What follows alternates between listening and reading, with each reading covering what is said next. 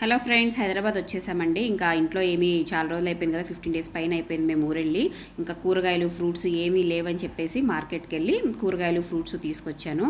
ఇంకా అన్నీ ఒకేసారి తెచ్చేటప్పటికి ఫ్రిడ్జ్ అంతా ఖాళీగా లేదని చెప్పేసి అన్నీ కూడా నేను ఇలా ముక్కలు కోసేసి పెట్టేస్తున్నాను. ఇలా ముక్కలు కోసి పెట్టుకోవటం వల్ల మనకి పిల్లలకి జ్యూస్ కానీ లేదంటే అప్పటికప్పుడు మనం ఏదైనా తినాలన్నా కూడా అప్పటికప్పుడు మనం ఇలా తినేసేయొచ్చండి. ఇంకా మనం కట్ చేసుకోవాల్సిన అవసరం ఉండదు కాబట్టి.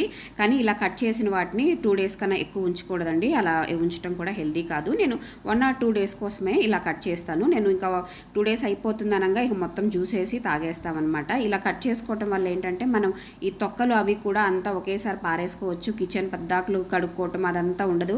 నేను ఇలా నీట్గా అన్నీ ఒకేసారి కడిగేసి ఇవంతా కూడా చెత్త తీసేసి బయట పడేసేస్తే నాకు ఇప్పుడు వర్షాకాలంలో చీమలు అవి కూడా వస్తూ ఉంటాయి కదా, ఇంకా అవి కూడా ఏం లేకుండా నీట్గా ఇలా మనం కడిగేసి పెట్టేసుకుంటే సరిపోతుందండి. మరి మీరు ఎలా ఫ్రూట్స్ని మేనేజ్ చేస్తారో చెప్పండి.